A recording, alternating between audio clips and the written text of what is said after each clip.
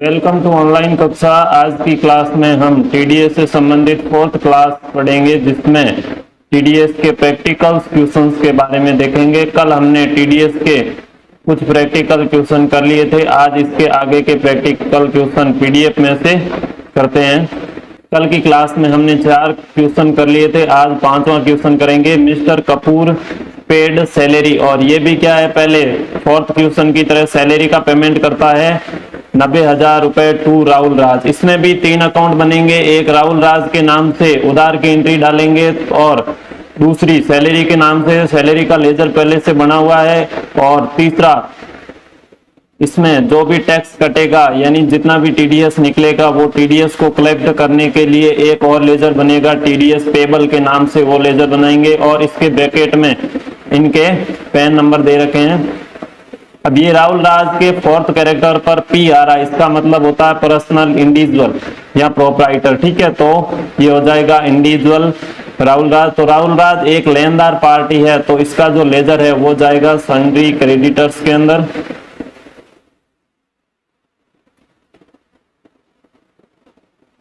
हमेशा एक्सपेंसेज या खर्चे के लेजर डीआर में आते हैं, तो सैलरी का लेजर आ जाएगा डीआर में।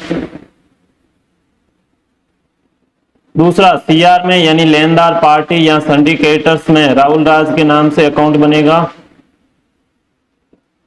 और यहां जितना भी टैक्स कटेगा उसको कलेक्ट करने के लिए सीआर में और टीडीएस पेबल के नाम से एक और अकाउंट बनेगा। अब यहाँ सैलरी है, तो सैलरी में राहुल राज सैलरी के नाम से एक नेचर ऑफ पेमेंट बनेगा। तो नेचर ऑफ पेमेंट में राहुल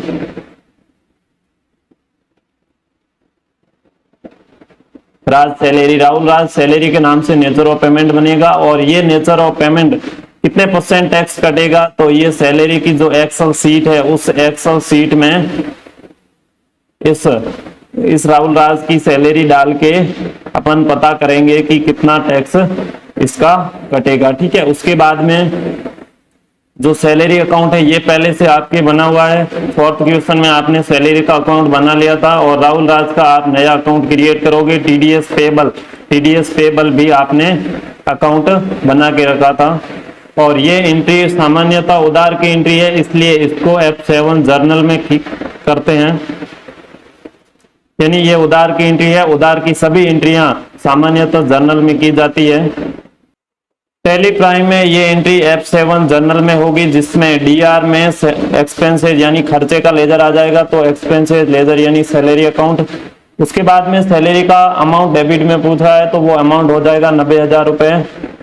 जैसे ही इंटर करोगे आपके सामने नेचर ऑफ पेमेंट का डायलॉग बॉक्स ओपन होगा। नेचर ऑफ पेमेंट, यहाँ हर सैलरी जिसको भी देते हो वहां पे सैलरी के लिए एक अलग से नेचर ऑफ पेमेंट बनता है। तो यहाँ राहुल राज को दे रहे हैं, तो राहुल राज के नाम से एक अलग से नेचर ऑफ पेमेंट बनेगा। तो यहाँ अल्ट सी से राहुल राज नाम से नेचर ऑफ पेमेंट बना लेते हैं। राहुल राज सैलरी का नाम से एक नेचर ऑफ पेमेंट बन जाएगा। उसके बाद में सेक्शन, तो सेक्शन हो जाएगा 192 और पेमेंट कोड में 192 भी होगा, क्योंकि 192 ए होता है वो गवर्नमेंट एम्प्लॉइज के लिए होता है और 192 बी होता है वो अदर देन गवर्नमेंट एम्प्लॉय या प्राइवेट एम्प्लॉइज के लिए होता है। तो वहां पे 192 बी डाल देते हैं। उसके बाद में रेमिटेंस कोड को खाली छोड़ देते हैं और रेट ऑफ इंडिविजुअल यानी रेट कितनी लग रही है विथ पेन। यदि राहुल राज के पास पैन कार्ड नंबर दे रखे हैं तो रेट कितनी लगेगी, अदर देन विदाउट पेन आपको पता होगा 20% टैक्स कटता है। तो यहाँ पैन नंबर दे रखे थे, तो ये परसेंटेज निकालने के लिए हम राहुल राज की जो सैलरी होती है उस सैलरी को एक्सेल सीट में डालते हैं और उसमें परसेंटेज को कैलकुलेट करते हैं। एक्सेल सीट में पर मंथ सैलरी 90,000 रुपए है, तो यहाँ 90,000 रुपए पर मंथ है। तो जो पर एनम जो सैलरी हो जाएगी वो 10,80,000 रुपए हो जाएगी। और 10,80,000 रुपए पर एनम टोटल जो टैक्स है 25,000, 37,500 और 16,000, टोटल जो टैक्स हो जाएगा वो 78,500 रुपए हो जाएगा। ये पर एनम है, पर मंथ टैक्स हो जाएगा 6,541 रुपए। उसी प्रकार टोटल टैक्स परसेंटेज यानी पर मंथ में ये जो सैलरी दे रखी है पर मंथ में दे रखी है, तो पर मंथ जो सैलरी हो जाएगी वो हो जाएगी 7.268%। तो यहाँ परसेंटेज डाल देते हैं 7.268। उसके बाद में इसको थ्रेशोल्ड लिमिट या एग्जेम्प्ट लिमिट को खाली छोड़ देते हैं। उसके बाद में इसको एक्सेप्ट करवा देते हैं। उसके बाद में सीआर यानी सीआर में आपको राहुल राज के नाम से नया लेजर बनाना है, तो यहाँ राहुल राज के नाम से नया लेजर बना लेते हैं। तो अल्ट सी से नया लेजर राहुल राज के नाम से बनेगा। और राहुल राज एक लेनदार पार्टी है, तो इसका जो लेजर है वो सन्ड्री क्रेडिटर्स में जाएगा। उसके बाद में आगे इसी लेजर में इज टीडीएस डिडक्टेबल, इस ऑप्शन को यस करोगे। उसके बाद डिडक्टिव टाइप, तो आपने देखा होगा कि राहुल राज का जो फोर्थ कैरेक्टर था उस पर पी आ रहा था, इसका मतलब वो इंडिविजुअल है, तो मैं इसको इंडिविजुअल रेजिडेंट सेलेक्ट कर लेता हूं। उसके बाद deduct TDS in same voucher, यानी ये कह रहा है कि इसी वाउचर में टीडीएस को डिडक्ट करना चाहते हो, तो इसको यस करो। उसके बाद में एक्सेप्ट करवाते हुए राहुल राज के पैन नंबर डाल दो, तो मैं पैन नंबर कॉपी करके यहाँ डाल देता हूं और पैन नंबर डालने के बाद इसको सीधा एक्सेप्ट करवा देते हैं। उसके बाद में इसका जो अमाउंट है क्रेडिट में 83,459 रुपए आ रहा है। बाकी वाला जो टैक्स है वो कटा, इसको अपन टैक्स लेजर में कलेक्ट कर लेते हैं। इसको एक्सेप्ट करवाते हुए इसको अपने आप ऑटो टीडीएस पेबल हो गया, तो यहाँ पर इसको कलेक्ट कर लेते हैं 6,541 रुपए, जो कि गवर्नमेंट को टैक्स पे करना है। उसके बाद में जो बचा हुआ जितना भी सैलरी है वो राहुल राज को क्रेडिट राहुल राज के खाते में डाली गई है, बाद में इसका पेमेंट करेंगे। इसके बाद इसको एक्सेप्ट करवा दो। उसके बाद अगला है mister Kapoor paid brokerage fees, यानी इसमें क्या पे कर रहा है, ब्रोकरेज फीस पे कर रहा है मिस्टर कपूर 25,000 टू विपिन कुमार। विपिन कुमार को ब्रोकरेज फीस दे रहा है और विपिन कुमार के जो पैन नंबर है वो ब्रैकेट में दे रखे हैं, जिसका फोर्थ कैरेक्टर पी आ रहा है। इसका मतलब ये भी क्या एक इंडिविजुअल है, इंडिविजुअल रेजिडेंस, यानी डिडक्टिव टाइप में इंडिविजुअल रेजिडेंट आ जाएगा। विपिन कुमार को पेमेंट अभी नहीं देंगे, इसका उधार में पेमेंट डाल देंगे, बाद में इसका आगे इन फ्यूचर पेमेंट करेंगे। तो विपिन कुमार है वो लेनदार पार्टी हो जाएगी। इसका मतलब विपिन कुमार का जो लेजर है वो सन्ड्री क्रेडिटर्स में आ जाएगा। उसके बाद ब्रोकरेज फीस, यानी ये एक्सपेंसेस लेजर है, तो इसका जो लेजर है वो इनडायरेक्ट एक्सपेंसेस में आ जाएगा। तो इसमें भी 3 लेजर बनेंगे। पहला ब्रोकरेज फीस के नाम से बनेगा और ब्रोकरेज फीस में 25,000 आ जाएगा। और दूसरा जो लेजर बनेगा वो विपिन कुमार के नाम से बनेगा, विपिन कुमार। और विपिन कुमार में इसमें से जो टैक्स कटेगा वो अमाउंट इसके आगे आ जाएगा। उसके बाद में जो तीसरा लेजर बनेगा वो जो टैक्स कटा है वो कलेक्ट करने के लिए टीडीएस पेबल का लेजर आ जाएगा। अब यहाँ 1 और 2 यानी ब्रोकरेज और विपिन कुमार के जो लेजर है वो नए क्रिएट करने हैं। टीडीएस पेबल का लेजर आपके इसमें पहले से बना हुआ है और ये एंट्री है, ये एंट्री उधार की एंट्री है, तो ये एंट्री F7 जर्नल में जाएगी। उसके बाद में इसमें जो डीआर है, डीआर में आपको ब्रोकरेज फीस डालना है, तो यहाँ से नया लेजर क्रिएट करना है, तो यहाँ अल्ट सी से नया लेजर क्रिएट कर लेते हैं,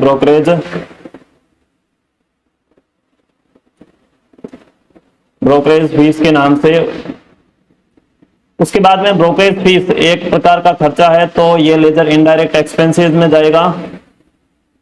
इनडायरेक्ट एक्सपेंसेस के बाद में टाइप ऑफ लेजर को नॉट एप्लीकेबल रखते हुए टीडीएस एप्लीकेबल, यहाँ पर एप्लीकेबल सेलेक्ट करना है। उसके बाद में nature of payment, brokerage fees का नेचर ऑफ पेमेंट आपको यहीं डालना है, तो एल्ट सी से आपको नया नेचर ऑफ पेमेंट बनाना है ब्रोकरेज फीस का।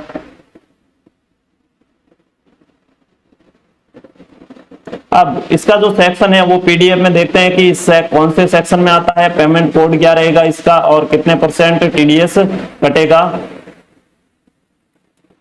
पीडीएफ में 194H पर कमीशन और ब्रोकरेज आता है। यदि 15,000 पर एनम से अमाउंट अधिक है तो वहां 3.75% इंडिविजुअल टैक्स भी लगेगा और 3.75% कंपनी के लिए भी टैक्स लगेगा। तो यहाँ सेक्शन कोड हो जाएगा 194H हो जाएगा और पेमेंट कोड हो जाएगा वो 94H हो जाएगा। इसके नीचे ही आपको एक और लिस्ट दे रखी है, उसमें आपको पेमेंट कोड भी उसके आगे मिल जाएगा। तो इसका जो पेमेंट कोड होगा वो 94H होगा और इसका जो सेक्शन कोड होगा वो सेक्शन 194H होगा कमीशन और ब्रोकरेज के लिए। तो यहाँ सेक्शन कोड में 194H, उसके बाद में पेमेंट कोड में इसका पेमेंट कोड जो होगा वो 94H में होगा। ये पीडीएफ नीचे अवेलेबल करवाई गई है, इसी पीडीएफ में नीचे एक और लिस्ट अवेलेबल करवाई गई है, उस लिस्ट में आपको पेमेंट कोड भी मिल जाएगा। उसके बाद में यहाँ विथ पेन पूछ रहा है, तो विथ पेन में आपको परसेंटेज डालने हैं, तो परसेंटेज 3.75%। उसके बाद में इसको थ्रेशोल्ड लिमिट में यहाँ आप लिमिट डाल सकते हो, क्योंकि यहाँ पर कोई मंथली क्राइटेरिया नहीं है। तो यहाँ आप 15,000 लिमिट डाल दो। यदि 15,000 से कम होगा तो वहाँ टीडीएस नहीं कटेगा, और यदि 15,000 से अधिक है तो ही वहाँ पे टीडीएस कटेगा। अमाउंट 15,000 अधिक होने पर टीडीएस कटेगा। तो यहाँ 15,000 आप इस लिमिट में डाल दो। उसके बाद में इसको एक्सेप्ट करवाते हुए इसको एक्सेप्ट कर लो। उसके बाद में अमाउंट को इस क्वेश्चन में अमाउंट था 25,000 रुपए, तो यहाँ 25,000 रुपए डाल देते हैं। उसके बाद में यहाँ नेचर ऑफ पेमेंट, तो यहाँ ऑलरेडी ब्रोकरेज फीस आ रही है, तो ब्रोकरेज फीस को सिलेक्ट करने के बाद में सीआर में जो सिंडिकेटस है वो सिंडिकेटस,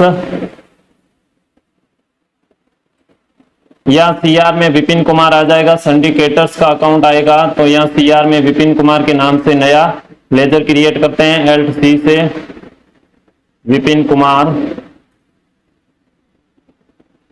उसके बाद में विपिन कुमार का जो अंडर ग्रुप होगा वो सिंडिकेटर्स होगा।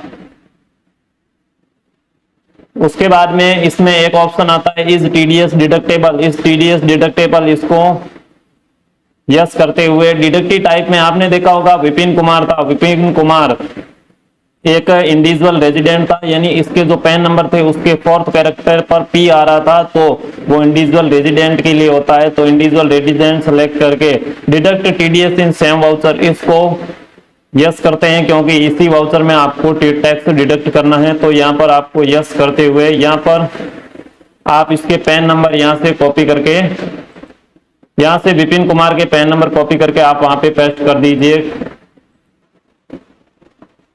पेस्ट करने के बाद में यहाँ से इसको एक्सेप्ट करवा दीजिए। उसके बाद में यहाँ से इसका टीडीएस कटने के बाद में जो एक्चुअल अमाउंट है वो 24,062 रुपए आ रहा है। इसका मतलब विपिन कुमार को अब 24,062 रुपए पेमेंट करना, बाकी जो टैक्स कटा है उसको टैक्स लेजर में कलेक्ट कर लेते हैं। तो एक जो सीआर हो जाएगा वो टैक्स लेजर यानी टीडीएस पेबल का हो जाएगा, और वहां पे 938 रुपए विपिन कुमार का जो टैक्स कटा है वो टीडीएस पेबल में कलेक्ट हो जाएगा। उसके बाद में इसको एक्सेप्ट करवा देंगे। इसके बाद जो अगली एंट्री है 7 नंबर की entry, mister Kapoor paid Infotech full settlement by cheque, यानी इसमें क्या कर रहा है, पेमेंट करने को बोल रहा है। ये जनरल एंट्री है यानी सामान्य एंट्री है, और ये एंट्री F5 पेमेंट में होगी। इसमें क्या कह रहा है कि मिस्टर कपूर पेड इन्फोटेक, और पे किसको कर रहा है, इन्फोटेक को फुल सेटलमेंट बाय चेक, यानी इसमें पेमेंट कर रहा है, इसका मतलब सीआर में हो जाएगा। चेक से पेमेंट कर रहा है, इसका मतलब सीआर में बैंक आ जाएगा। तो इनका जो बैंक अकाउंट है वो बैंक अकाउंट आ जाएगा। और पेमेंट कितना है, तो पेमेंट इसमें अपने आप तो हो जाएगा इन्फोटेक का, तो डीआर में जो लेजर हो जाएगा वो इन्फोटेक का लेजर हो जाएगा। उसी प्रकार अगली जो एंट्री है उसमें mister Kapoor paid to Mohan Sharma, यानी मोहन शर्मा को पेमेंट करता है आफ्टर डिडक्टिंग टैक्स, और टैक्स कटने के बाद में बाय चेक। इसमें भी पेमेंट मोहन शर्मा को बाय चेक से कर रहा है, इसका मतलब सीआर में हो जाएगा। चेक है तो बैंक अकाउंट से पेमेंट होगा, तो पेमेंट सीआर में हो जाएगा बैंक अकाउंट। और डीआर में किसको पेमेंट कर रहा है, तो डीआर में पार्टी हो जाएगी मोहन शर्मा। मोहन शर्मा को पेमेंट कर रहा है, जो पेमेंट आपने उधार में डाला था वो पेमेंट अभी यहाँ पे मोहन शर्मा को करेगा, तो डीआर में हो जाएगा मोहन शर्मा। और ये एंट्री भी पेमेंट की एंट्री है, तो ये एंट्री भी वाउचर F5 वाउचर पेमेंट में जाएगी।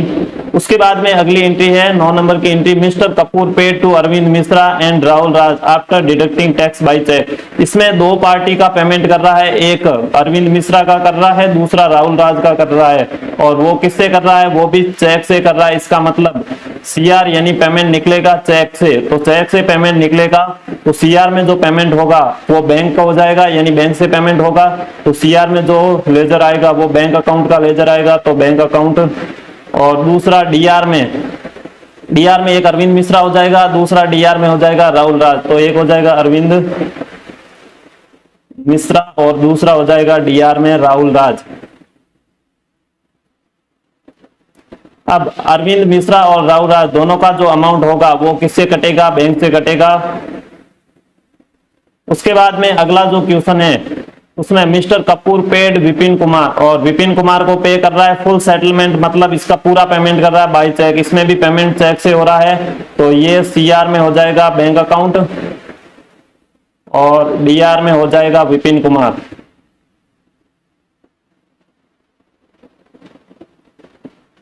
उसी प्रकार अगला, यानी ये एंट्री होगी, ये पेमेंट की एंट्री है तो F5 पेमेंट वाउचर में होगी, ऊपर वाली एंट्री भी F5 पेमेंट में होगी। उसके बाद अगला क्वेश्चन है मिस्टर कपूर पे टीडीएस यानी टैक्स का पेमेंट कर रहा है गवर्नमेंट को बाय चेक, चेक से पेमेंट हो रहा है, इसका मतलब सीआर में हो जाएगा बैंक का अकाउंट, और डीआर में जो आपने टैक्स कलेक्ट करके रखा था टीडीएस पेबल का वो अकाउंट बनेगा टीडीएस पेबल, यानी गवर्नमेंट को पेमेंट किया है, तो सीआर और डीआर ये एंट्री भी F5 पेमेंट में होगी। अब जो एंट्री 7 नंबर की जो एंट्री है 7 से लेकर 10 नंबर की एंट्री, इसमें एक कॉमन आ रहा है सीआर में बैंक, और डीआर में जितनी भी पार्टीज है वो पार्टीज को आप इसमें आप एक एंट्री भी कर सकते हो जिसमें सीआर में बैंक ले लो और डीआर में जितनी भी पार्टी है वो पार्टी डाल दो। तो इन सभी 7 से लेकर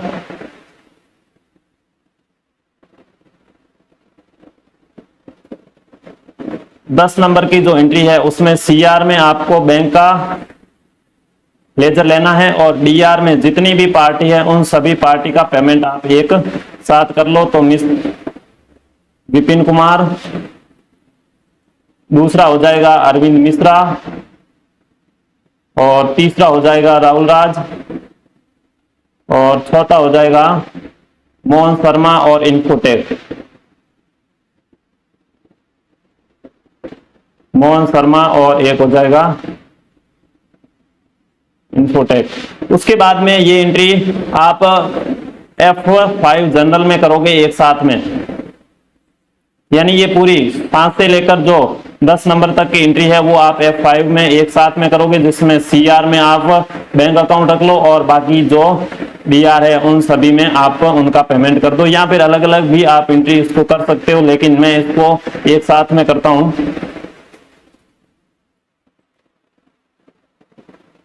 तो ये एंट्री F5 को पेमेंट में होगी, तो यहां से मैं पेमेंट वाउचर सेलेक्ट कर लेता हूं। डीआर में जितनी भी पार्टी है इन्फोटेक, और इन्फोटेक सेलेक्ट करने के बाद में इन्फोटेक का जो अमाउंट है वो इसके नीचे करंट बैलेंस में दिखा रहा है 72,000 रुपए, तो यहाँ इसका अमाउंट 72,000 रुपए डाल देते हैं। उसके बाद में इसको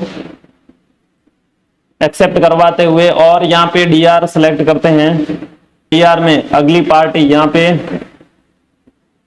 इन्फोटेक के बाद में मोहन शर्मा का जो अमाउंट है 62,577 रुपए, तो यहाँ मैं मोहन शर्मा का पेमेंट डाल देता हूँ 62,577 रुपए। इसके बाद में इसको भी एक्सेप्ट करवाते हुए और डीआर में या डीआर सेलेक्ट करके मोहन शर्मा के बाद में विपिन कुमार का जो अमाउंट है वो हो जाएगा, या नीचे इसका करंट बैलेंस दे रखा है 24,062 रुपए, तो यहाँ पे 24,062 रुपए डाल देता हूं। उसके बाद में इसको भी एक्सेप्ट करवाते हुए और डीआर डाल देता हूं, और डीआर में यहाँ पे राहुल राज का अकाउंट ले लेता हूं। राहुल राज के बाद में राहुल राज का जो करंट बैलेंस है वो 83,459 रुपए है, तो यहाँ पे इसका 83,459 रुपए अमाउंट डाल देते हैं। उसके बाद में यहाँ सीआर में एसबीआई बैंक हो जाएगा और पूरा का पूरा पेमेंट 2,42,098 जो है एसबीआई बैंक से पेमेंट होगा। तो इसके बाद में इसको एक्सेप्ट करवा देते हैं। अगली एंट्री थी 11 नंबर एंट्री, जिसमें कह रहा था कि पेमेंट यानी उस एंट्री में पेमेंट करना था गवर्नमेंट को, जो जितना भी टीडीएस आपने कलेक्ट किया था वो टीडीएस गवर्नमेंट को पे करना था। अगली जो 11 नंबर की एंट्री है वो एंट्री F5 पेमेंट में होगी। F5 पेमेंट में एक होता है स्टेट एडजस्टमेंट। स्टेट एडजस्टमेंट जैसे आप टैक्स जीएसटी का पेमेंट करते थे उसी प्रकार स्टेट एडजस्टमेंट की एंट्री है वो एंट्री उसमें होगी। ये एंट्री अपन पेमेंट के ऑटोफिल, यहाँ पे आपको कॉर्नर में ऑटोफिल का ऑप्शन मिलेगा, ऑटोफिल के स्टेट पेमेंट में एंट्री करेंगे। स्टेट पेमेंट में आपको इसका टीडीएस का ऑप्शन मिलेगा, उस टीडीएस ऑप्शन पर क्लिक करोगे तो आपको डेट पूछेगा, तो इसको मैं जनरली यहीं छोड़ देता हूँ। उसके बाद में और कहां तक कि आपको एंट्रियां यानी टीडीएस पे करना है वो डेट है। हमने एंट्रियां पूरी की पूरी 1 अप्रैल में कर रखी थी, तो अब 1 अप्रैल ही सिलेक्ट करते हैं। उसके बाद में सेक्शन यानी कौन से सेक्शन का आपको पेमेंट करना ये पूछ रहा है इसमें, तो आपको ऑल आइटम करना है, यानी ये जो सभी सेक्शन है उन सभी सेक्शनों का पेमेंट करना है। तो ऑल आइटम सेलेक्ट करने के बाद में नेचर ऑफ पेमेंट, इसमें एक स्पेसिफिक नेचर ऑफ पेमेंट से भी आप टीडीएस पे कर सकते हो, लेकिन हमें पूरे के पूरे नेचर ऑफ पेमेंट का टीडीएस पे करना है, तो यहाँ ऑल आइटम सेलेक्ट करते हैं। उसके बाद में डिडक्टिव स्टेटस यानी आप कंपनी को यानी जितनी भी कंपनी है उसका टीडीएस पे करना चाहते हो या नॉन कंपनी, तो इसमें भी ऑल आइटम रखते हैं। उसके बाद में रेजिडेंट सेलेक्ट करने के बाद में आगे इसमें ऑप्शन है कैश और बैंक का। यदि आप कैश से पेमेंट करते हो, टीडीएस पे करते हो तो कैश सेलेक्ट करो, यदि आप बैंक से टीडीएस पे कर रहे हो तो वहां पे एसबीआई बैंक सेलेक्ट करो। हम बैंक से पेमेंट करेंगे, इसका मतलब यहाँ एसबीआई बैंक सेलेक्ट कर लेते हैं। उसके बाद में आपको एक लिस्ट मिल जाएगी, यानी जितने भी आपने टीडीएस कलेक्ट करके टीडीएस पेबल में रखा था वो पूरा का पूरा पेमेंट यहाँ आपको एक लिस्ट के रूप में मिलेगा। उसके बाद में इसको सीधा एक्सेप्ट करवाएंगे तो ये एंट्री यानी टीडीएस गवर्नमेंट को पे हो जाएगा। उसके बाद में अगली एंट्री हो जाएगी अपनी एज ए डिडक्टी, यानी आपकी कंपनी एज ए डिडक्टी है तो एंट्रियां कैसे होगी, तो उसमें ये एंट्रियां पूरी की पूरी एक जनरल एंट्री जैसे होती हैं वैसे ही होगी, यानी बहुत ही नॉर्मल एंट्री होती है वैसे एंट्री होगी। तो 12 नंबर एंट्री है मिस्टर कपूर रिसीव्ड। रिसीव्ड का मतलब मिला, इंटरेस्ट यानी ब्याज, और इंटरेस्ट का मतलब होता है ब्याज, और कितना ब्याज मिल रहा है 25,000 रुपए इन कैश में मिल रहा है। इसका मतलब क्या हुआ, कैश है कंपनी में आ रहा है तो कैश हो जाएगा डीआर, और कैश का अमाउंट हो जाएगा 25,000 रुपए। उसके बाद में कहां से आ रहा है, तो एक अकाउंट डीआर हो गया तो दूसरा ऑटोमेटिकली सीआर हो जाएगा, और वो कैश इंटरेस्ट के रूप में तो दूसरा हो जाएगा इंटरेस्ट, और इंटरेस्ट कितने हजार रुपए है तो वो हो जाएगा 25,000 रुपए। उसके बाद में ये एंट्री किसमें होगी, तो ये एंट्री F6 यानी पैसे मिल रहे हैं तो ये एंट्री वाउचर रिसिप्ट वाउचर में होगी। उसके बाद में ऐसे ही अगली एंट्री देखो mister Kapoor winning lottery tickets, यानी क्या कर रहा है mister Kapoor lottery tickets winning कर रहा है यानी जीत रहा है, तो इसका मतलब एक बन जाएगा, और वो भी किसमें कैश में, तो दूसरा हो जाएगा 85,000 रुपए, और कैश आ रहा है इसका मतलब कैश डीआर, और सीआर में हो जाएगा लॉटरी टिकट।